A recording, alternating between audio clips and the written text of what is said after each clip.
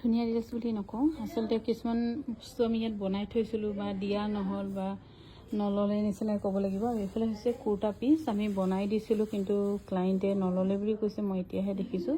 সেইটো কাৰণে অকণমান অসুবিধা হয়। বেছি আপোন বুলি কয় বনাই দিয়ক, চিন্তা কৰিব নালাগে, পে'মেণ্ট হৈ যাব নহয় বুলি কোৱাসকলে কেতিয়াবা খেলি মেলি কৰে বুলি কোৱাটো দৰে।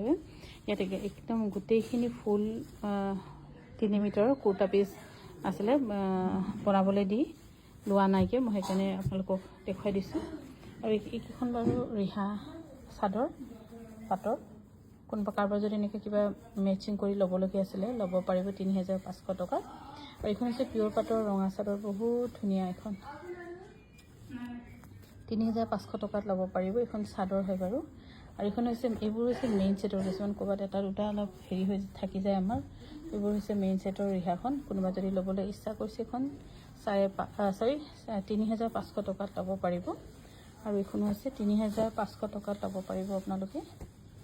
আৰু এইখনো ধুনীয়া, 3500 টকাত ল'ব পাৰিব।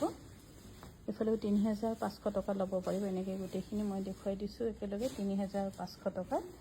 আৰু এইফালে হৈছে পাটৰ ৰিহা, 3খনে আছে মাত্ৰ।